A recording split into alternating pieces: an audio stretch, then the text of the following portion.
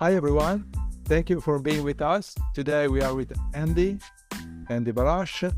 He is worked in many areas of the world with the UN in the past. Now he's a full-time daddy, and at the same time, on the other hand, he's still remotely working with his team back in the US, if I'm right. So he's a dad full of experience, cultural experience, and we had the chance to meet 2 years ago in Bangkok. And time to time we are lucky up to hang out and bring our daughter together. So Andy, let you to introduce yourself and tell us about how to be father change your profession and who you are. Well, thank you. Good morning. Thanks for having me on the program. So by way of brief introduction, at least relative to the most relevant parts of my bio, for a number of years, I was a humanitarian professional, so working in emergency relief sector, primarily for the United Nations with the High Commissioner for Refugees, though I also did some work with the American government. I was posted in Afghanistan and in Iraq and Sudan a couple of times, plus any number of missions to do emergency responses. So emergency being disaster relief, primarily man-made conflict zones, though also some natural disasters. I met my wife, who works in the same field, on assignment. And when we decided to get married and start a family, I knew that I needed to shift gears because I wanted to make sure that if I were to be a father, I was going to be a present father. So I actually, at the time that we got married, I left my job, and that's when we decided to move to Bangkok because we both love Bangkok and we thought it was a good place to start a family. Had a daughter, and I became, certainly for the first 18 months, a full-time father, which for me was and has been a wonderful experience. I'm an older dad. I turned 52 last month. So when my daughter was born, I was in my late 40s. I was mid-career, so I wasn't late career. I was mid-career, but it was quite a shift from going to a world where I was with adults in these high-octane environments to being with a newborn and then a toddler in a different environment, sometimes equally stressful, but in a very different way, rewarding. And I'm really glad that I made the shift. Of course, it comes with compromise and change. You know, you realize early on that if you can have your cake and eat it too, you certainly can't do it at the same time. So I wouldn't have been the father that I wanted to be if I continued doing the work that I was doing, and I wouldn't have been the professional that I think I was if I had been at that time a father, because I wasn't going to be able to be in places where I was working and have my wife and my daughter present, and I didn't want to be a father who was going away assignment and coming back every 6 or 8 weeks to be with family. So it's been a process. Now my daughter's 4.5 and she's in kindergarten, and things have changed somewhat, but they never really go back to what they were, fortunately. Well, thank you for the introduction. Thank you for let us know, the big umbrella around how your life changed so somehow in a massive way, as you say. So, and it's quite unusual because usually we are hearing from generation to generation that who makes the major change are the women, the wife. But in this case, and we are still, guys, in 2022, that should be the normal, but still not 100%. So even the husband can make a change. So a couple is made by two people. So thank you for bringing us this point to us. So I would like to ask you at this point, can you compare your way to be a daddy, father, with somehow your father Oh, how you think this generation change? Of course, a lot of things change between you and your father generation. How you see this? How we act with you and how you act with your daughter? Well, it's a great question, and it's a question that links both to generational issues and changes, but also to my father in particular, and I think his father's generation. My dad didn't grow up with a father who was present. He was home. I mean, he grew up with a good father, but his father, like my father, was hardworking and out of the house pretty much all of the time, other than evenings and some weekends. I don't think that my grandmother, my father's mother, was particularly affectionate, and neither was my grandfather relative to my father. So I don't think that my father had a frame of reference that allowed for him outside of the workplace to maybe access emotional sides that for a father and for children are necessary. So there are these elements that are generational because maybe that wasn't seen by my grandfather or my father as being something that was particularly important, but also there are elements that are specific to families and how people grow up. But specific to the generation, my dad, I think, both by way of his peers and his role models, didn't and wasn't going to see himself as a full-time father. He also was the breadwinner, and I think that in my family growing up, it was clear early on that my dad was going to have more opportunities to make more money faster than my mother would have. At the same time, I feel like people often use generational distinctions as an excuse for having allowed themselves to not be particularly present. It's easy to say, well, these were my role models, this was society at the time, and so I wasn't there. Because we even know now, Tommaso, as fathers, and things haven't changed that much, that if we wanted to, we could say, well, I've got professional responsibilities that would take me away from doing this. So things have changed, but I think part of it is also the mindset of the individual, and that is generational, but it also is personal, as is personal that how we grow up and therefore how we interact. So in some, I don't think that there's an easy answer to this. I think that it's layered and nuances. Yeah. Thank you for your answer. So the reach of other things we can discuss for hours. Again, it's not just generation matter, of course. Is the persona, is how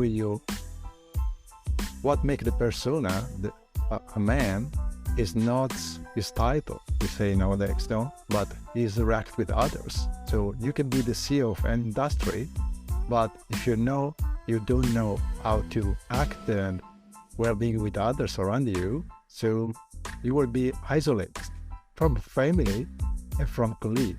So it's always a matter of be conscious who you are on the moment. Doesn't matter what the rest of the society does. As you say, it's a personal choice at the end of the day. So thank you for bringing us this point. So you say, so your change was massive. Again, you change a lot of country, a lot of context. Now they are, for a while at least, in a single region.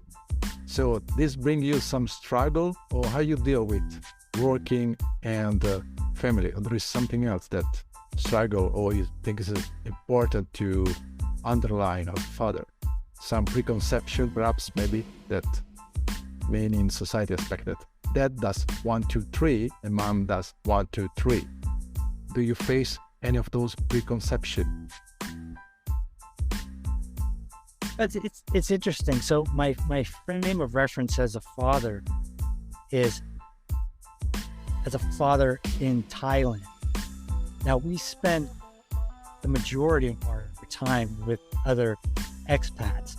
I can't say that we're surrounded by Thai families, but of course, we're doing all the things that parents would do day to day, regardless of where you are. And what I find consistently is that whenever I am with my wife and our daughter doing things that parents do, for example, going to school for a parent-teacher conference or going to see a pediatrician, even though I might, and this would certainly be the case in the first 18 months, I might have been a full-time parent. If my wife is there, every question related to our child is directed to her. It's though I'm not even in the room. And I don't say anything. And it's fine. And my wife is engaged and she's been an engaged mom. And so she answers questions, I think, equally well, but maybe differently than I would. So certainly here, there's this preconception that the mother is always going to be the parent who is on top of every detail related to the child. Yes, I agree to you. That's happened many times, and it happened to me even to a conference, while I present the book, as you know, that I did with my daughter. Most of the questions are because people are wondering how daddy spends so much time with the daughter. They say, again, the COVID, of course, helped this way. So let's think the positive aspect of being close together during this time was not easy for anyone, but I think each of us tried to bring somehow the positive aspect of it. Still, there are a lot of preconception, and I saw this preconception from male and female. And still, we are 2022, we are launching people out of the space, but still there are too many ideas, I don't know, that came probably generational, or depend again which family you're born with, that would bring it into everyday life and then somehow affect the dialogue even with other people. So thank you, Andy, for bringing up again these important things that happen every day, basically. So you spent anyway the lockdown with your daughter, your family. So how was it that? Can you summarize what this experience brings to you? I mean, the positive effects, the negative, we know it was not easy for anyone. If you can find a positive aspect. I found a number of positives, in fact. So my wife, as you know, is Italian. And in Italy, similarly to Thailand, but definitely different from the US, children start school earlier. So there was always the assumption you could please correct me if I'm wrong. Maybe this is something that I'm hearing from Elena about Italy, my wife, Ellen, about Italy. It isn't true across the board, but she was really intent on getting Sophie into a pre-nursery by the time that she was about a year and a half old. And I'm not talking about daycare, because we didn't need to have her in daycare. We could have care for her either through me or Eleanor when she was home or whatever, without having her be in daycare, but actually in pre-nursery when she was quite young. And I was opposed to this because in the US, kids don't do that. They don't go to more formal school. Pre-nursery isn't formal per se, but it's not daycare. There's some educational element. And in the US, we don't start that until, I don't know, probably 3.5, maybe 4. So I was opposed to that, feeling like, well, she has her whole life to have to be up early and off to do whatever she's supposed to be doing. So why not let her be around the house? But marriage and parenting is compromised. So we did that. And Sophie enjoyed that. But then all of a sudden COVID happened and she was back at home again. And for me, it was great. It could be a struggle in terms of figuring out the balance of who does what, where, and how to have space, compounded by the fact that Eleanor was also home. And it's not like I was home all the time even before. So here we were in a confined space and we had to figure out how to balance that out.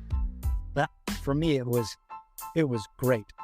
On top of that, as you know, had different waves of restrictions in Thailand. And Yes. early on, even though things were in lockdown mode and then stopped relative to international movement, then COVID here, restrictions eased, and we actually had the best of both worlds because there weren't that many people around. Kids weren't really at school, travel, and have more time as a family. So to me, that it was all up, in terms of the positives, not so many negatives. And No. fortunately, we didn't get sick. And fortunately, unlike so many other people, we didn't have family members who were sick. Had we had to deal with that, it would have been a completely different situation. And I guess the final point, we're lucky and grateful to have had the financial resources to weather the storm that for other people was much different. Yes. Thank you for being sort of testimonial of really how, because if you will read newspaper, there is never a positive aspect to read about the COVID. Of course, was struggling for people around the globe, still somebody in some country of issue, but we need to consider that was quite a unique experience, at least for our generation, or even from previous generation, to be with the family for so long time. Of course, we're lucky enough to be on the boat and be capable to serve these moments. But I think that we got something. We got something that will be with us for a long time. The experience to be 24 hours for day to day. Doesn't happen to previous generation to say, okay, now I stay 2 months with my family. Not even if they ask. It was not even a possibility that somebody. Yeah, one last question. If you can get one, what did you learn so far from being a dad, from your daughter? The things that you learn from her.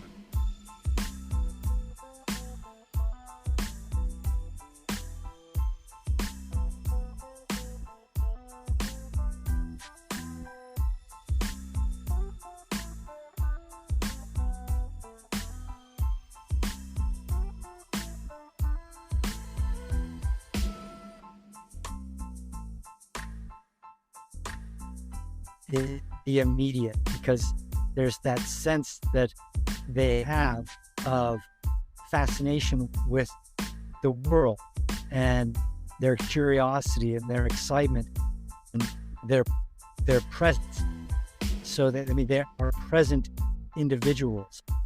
And so you can be present with them in a way that maybe you're not with others or with yourself. So there's that on one side. There's the immediacy and the enjoyment with the day-to-day, minute-to-minute experiences that you have together.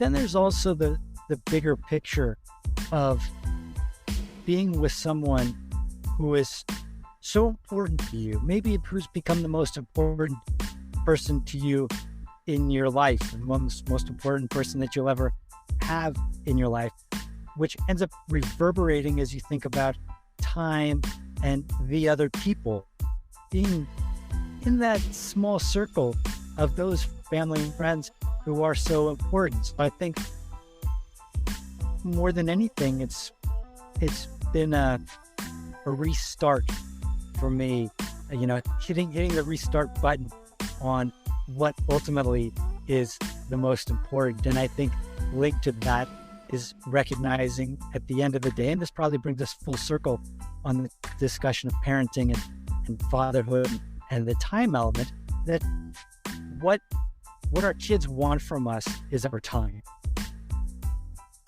They don't want the toys, they don't want the trips, they don't want all that stuff. It's all nice, but it's nothing compared to time.